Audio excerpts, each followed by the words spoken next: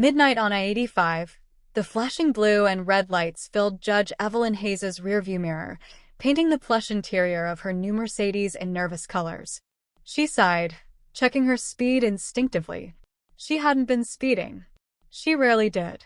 She was meticulous, professional, and, at this moment, very tired. It had been a long night finalizing her notes on a complex excessive force allegation, a case scheduled for the next morning. She had no way of knowing that her understanding of that case was about to become deeply, terrifyingly personal. She pulled the Mercedes smoothly onto the gravel shoulder of Interstate 85, just outside the sleeping Atlanta suburbs. It was late October, and the air was crisp. The highway was dark, lit only by the distant yellow streetlights and the rhythmic sweep of passing headlights. She put the car in park, turned on her interior lights, and retrieved her license and registration from the glove compartment, placing her hands visibly on the steering wheel, just as she had advised countless young men in outreach programs to do. A sharp rap on the glass made her jump. Officer Mark Scanner stood at her window, his flashlight beam aimed directly at her face, blinding her. "Ma'am, do you know whose car you're driving?" His voice was curt, dripping with an authority that bordered on aggression. Evelyn blinked against the light, annoyed but maintaining her composure. "Good evening, officer. This is my vehicle." Scanner scoffed, a cynical sound that set her teeth on edge. He shone his light over the dashboard, the leather seats, and then back to her face. "This is a $70,000 vehicle, ma'am. Has to be stolen." It wasn't a question. It was a verdict. "It is not stolen," Evelyn said calmly, holding out her documents. "Here's my license and my registration." He snatches the papers from her hand, his eyes barely glancing at them in the dark. He seemed to have already made up his mind based on the simple, infuriating calculus of her dark skin and her expensive car.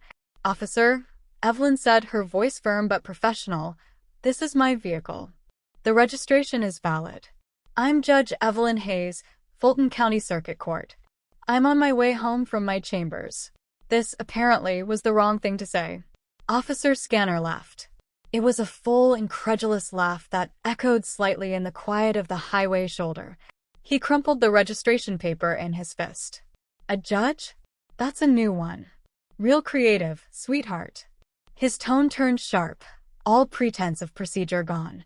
"Out of the vehicle. Hands up." Shock, cold and sharp, pierced Evelyn's composure. "Officer, you have my documents. You have no right." "Out. Now," he barked. As Evelyn stepped out, her expensive coat catching on the door, Scanner grabbed her shoulder and slammed her hard against the car's frame. The impact stole her breath. She felt a sharp tear as the coat's fabric snagged on the door handle. Before she could recover, he wrenched her arms behind her back in a move that was painfully practiced. The metal of the handcuffs bit deep into the skin of her wrists, cold and impossibly tight. "You can verify my identity through dispatch," she stated, her voice strained but level. "Sure we will," Scanner scoffed, shoving her toward his patrol car. "We'll add false impersonation of a public official to the list." That was intense. Officer Scanner has just crossed a line, and the injustice is real. If you're standing with Judge Hayes right now and you feel the weight of this moment, let us know you're here by commenting with the number 8 below. And if this is the kind of powerful storytelling you value, make sure you are subscribed to the Black King channel. Hit that subscribe button and ring that notification bell, because you absolutely do not want to miss what happens next, especially the look on that officer's face.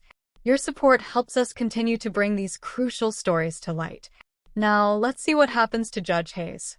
From the cold plastic seat in the back of the patrol car, Evelyn watched as a second and third patrol car arrived, their lights joining the chaotic flashing on the dark highway. The cuffs were too tight, digging into her wrists, but she refused to complain. She was no longer just annoyed. She was calculating. Her mind, trained to observe and analyze, began documenting everything. Officer Scanner's name from his badge, the time, the location, every word exchanged. A second officer, a woman with sergeant stripes named Karen Riley, walked over to Scanner. She looked to be in her mid-40s, with a hardened expression that suggested 20 years on the force. They spoke near the trunk of Scanner's car, their voices too low to hear. Then a third officer, much younger, arrived. He parked his car behind Scanner's, his dash cam perfectly positioned to capture the entire scene. He stepped out but hung back, an observer. Evelyn's eyes met his for a brief second. He looked away quickly, too quickly. She recognized that look.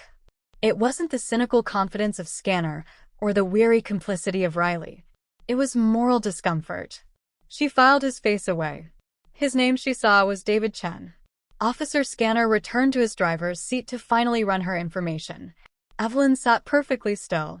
The radio crackled to life, loud enough for her to hear clearly through the partition.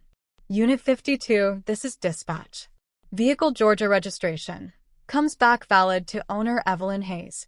Buckhead address. Clean record. No stolen vehicle report on file. You're clear to proceed. Evelyn let out a slow breath, expecting the door to open and the cuffs to come off. Instead, she watched in disbelief as Sergeant Riley leaned down to Scanner's window. What did it come back? Riley asked. Clean, Scanner admitted, his voice tight with frustration. But something's still off. I'm telling you, she's lying about being a judge. Riley nodded slowly, trusting her partner's instinct over the dispatcher's facts. Trust your instincts, she said, sealing Evelyn's fate. Process her. We'll sort it at the station. This was no longer a mistake. It was a willful act. Scanner, now emboldened by his superior's approval, walked back to Evelyn's Mercedes.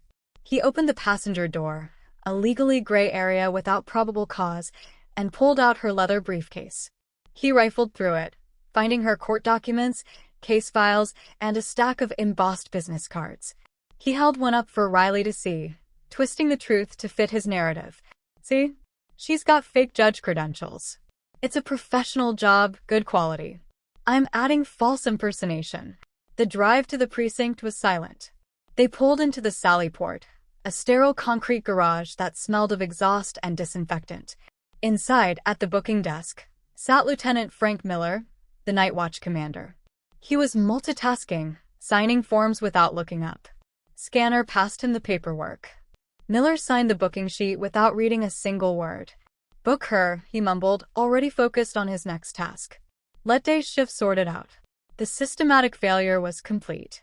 Riley provided active complicity, and now Miller provided the passive negligence to finalize it. Evelyn was fingerprinted.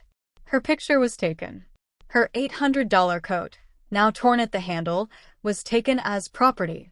Her purse, her keys, her wedding ring, and her remaining dignity were all placed in a large manila envelope. The metal door of the holding cell clanged shut, the sound echoing down the empty corridor. She is left alone on a cold concrete bench under the buzzing fluorescent lights. In the buzzing fluorescent light of the holding cell, Evelyn Hayes refused to be broken. Instead, she strategized. The indignation was a cold fire, but she channeled it into pure, focused calculation. This was a violation of procedure, a violation of rights, and she would handle it. They allowed her one phone call. She didn't call a lawyer. She didn't need one. She called her husband, Ethan. Her voice was the low, controlled monotone she used in chambers. Ethan, listen carefully. Don't say anything. Don't come to the station. Don't call anyone. He wanted to panic. She could hear it in his sharp inhale. Meet me at the courthouse tomorrow at 8:30 a.m., trust me. She hung up before he could argue. She wasn't planning for bail. She was preparing for the real battle. Miles away, at the same precinct, Officer Mark Scanner sat at his desk, confidently typing his arrest report. He justified the arrest using practiced phrases, furtive movements, vehicle-matched profile. Subject became argumentative. He noted in the system that his body cam video had malfunctioned, and only the audio was available.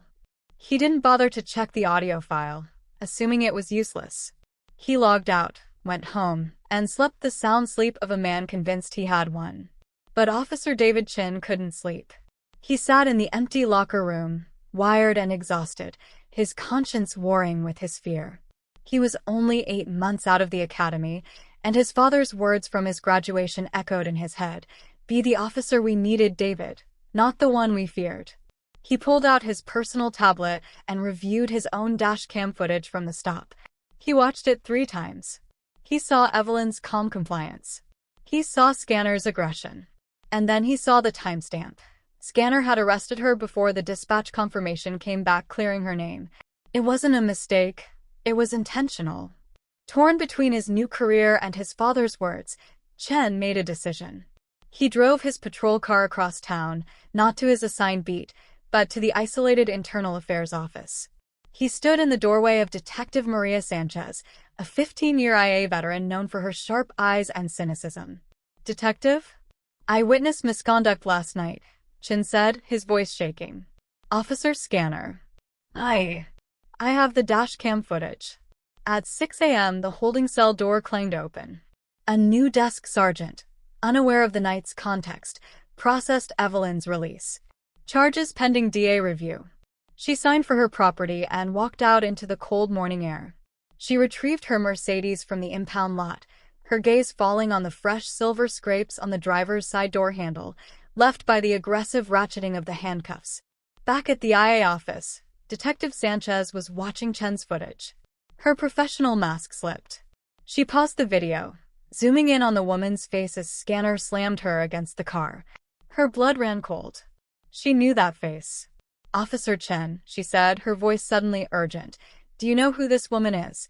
Evelyn arrived home, walked past her frantic husband, and went straight upstairs. She showered, washing away the sterile smell of the holding cell. She bypassed her usual suits. She opened her closet and purposefully, methodically, lays out her black, heavy, authoritative judicial robes. The evidence is in. The robes are out. The showdown is coming. If you are still locked in with us and you are ready to see justice served, let us know you're here by commenting with the number 8 below. This is the content we are dedicated to bringing you here on Black King. If you appreciate this story, support the channel by hitting that subscribe button. And you'll definitely want to ring that notification bell, because you do not want to miss the moment that officer walks into her courtroom. Your support helps us continue to find and share these powerful narratives. Now, let's head to the courthouse. At 8:45 a.m., Officer Mark Scanner, dressed in his formal uniform, walked confidently into courtroom 3 for his excessive force hearing, completely unaware he was walking into his own reckoning. He felt good. The night before had been a success. He'd taken a high-profile liar off the streets. This hearing today was just a formality, a nuisance. His lawyer, Mark Simmons, met him at the defense table, his face tight with an anxiety Scanner couldn't understand. "Blake," Simmons whispered urgently, "that woman you arrested last night, the one claiming to be a judge." Before he could finish, the bailiff's voice cut through the quiet, wood-paneled room. "All rise." The Honorable Judge Evelyn Hayes presiding. Scanner rose with the rest of the room, looking casually toward the side door from which the judge would enter.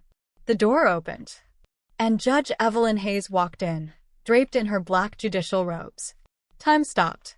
It wasn't her. It couldn't be. Scanner's brain refused to connect the two images, the defiant woman in the torn coat he'd shoved into a cell, and the regal figure now ascending the bench. He blinked. She settled her papers. The woman from last night. The fake credentials. The Buckhead address. The Mercedes. A wave of icy dread washed over him, so potent it buckled his knees. The color drained from his face.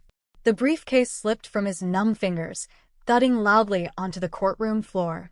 The sound echoed in the sudden, profound silence. Every head in the gallery turned to look at him.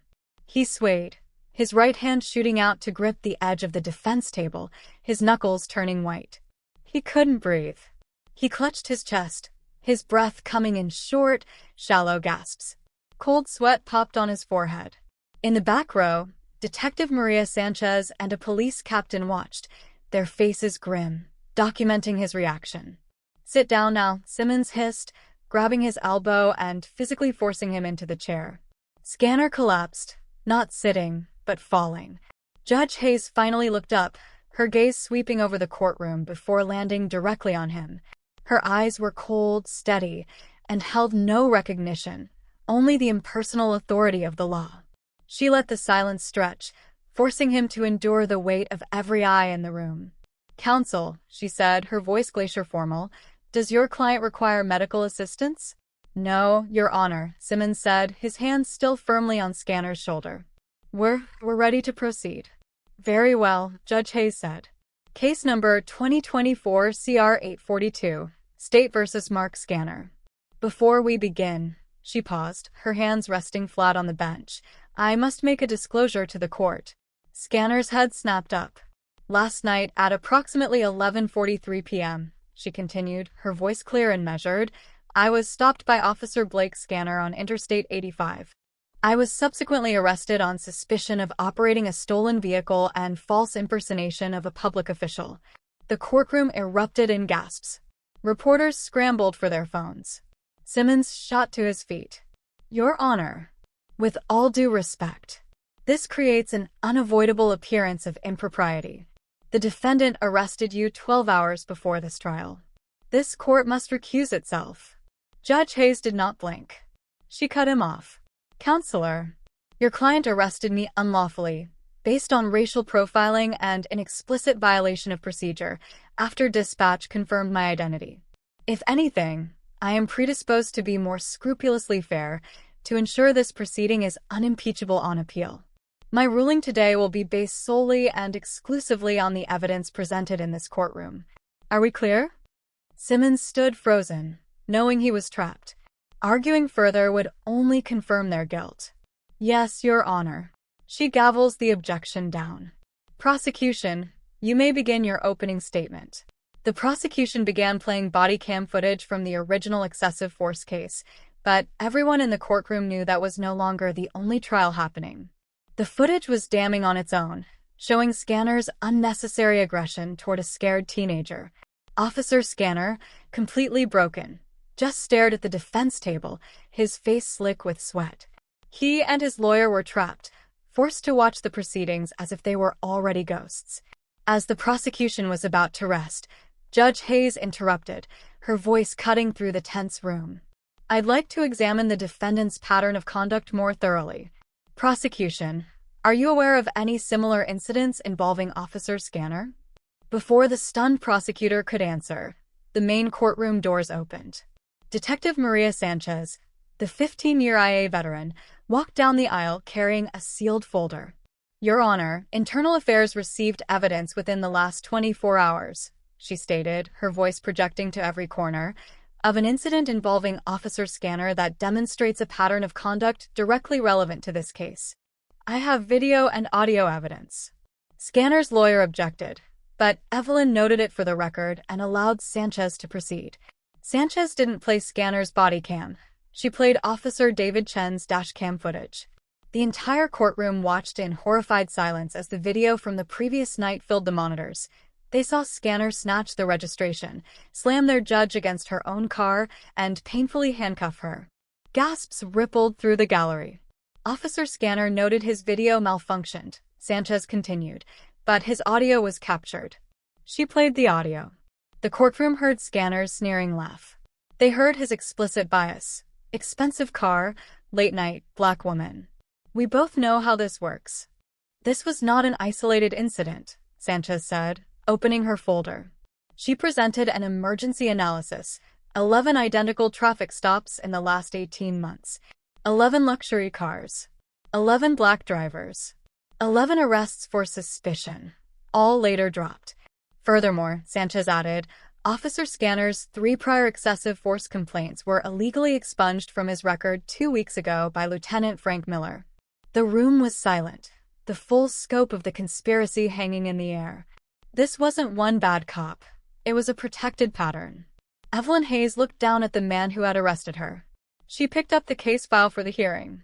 Do you know which case I was reviewing last night when you arrested me, officer? She asked, her voice dangerously quiet. She held up the file so he and the court could read the name, State versus Mark Scanner. Your case. I have heard sufficient evidence, Evelyn stated, her voice cold. Officer Scanner, I find you guilty of excessive force in the case of Jordan Williams. Officer Scanner's head dropped to the table, a broken sob escaping him, but Judge Hayes was not finished. She looked past him, her gaze landing on Detective Sanchez and the police captain watching from the gallery. The system that had failed her was now present to witness its own correction. I am also referring your conduct from last night to the district attorney for criminal prosecution. Evelyn continued, her voice unwavering. for deprivation of civil rights under color of law and false imprisonment. She wasn't done. The systemic purge had to be complete. Sergeant Karen Riley, you are hereby referred to Internal Affairs for supervisory negligence, enabling misconduct, and failure to intervene. Lieutenant Frank Miller, you will answer to the district attorney for obstruction of justice and tampering with official records. She looked at Scanner one last time. You showed me exactly who you are when you thought no one with power was watching. Today, I'm showing you exactly what justice looks like when the system finally holds its own accountable. The gavel fell. The sound was a single, absolute crack. Final. Outside, the courthouse steps were a swarm of media. The captain held a hasty press conference, announcing Scanner's immediate suspension pending criminal investigation. This, Evelyn knew, would lead to his firing, Riley's demotion, and Miller's forced retirement. Evelyn exited through a quiet side door, avoiding the chaos, and saw Officer David Chin waiting nervously by the exit. He looked terrified, unsure if he was a hero or unemployed. He saw her and flinched. "Your Honor," he stammered, I'm sorry I didn't speak up last night. I should have." Evelyn stopped him, placing a hand on his shoulder. "But you didn't stay frozen," she said, her voice softer now. "You gave Internal Affairs the evidence. In this system, that took more courage than speaking up in the moment would have. The department needs more officers like you, not fewer." 2 weeks later, Evelyn sits in her chambers, monitoring the mandated reforms she forced the department to implement. Her work continues, but the scrapes from the handcuffs remain on her car door, a permanent reminder that justice is not given, it is demanded.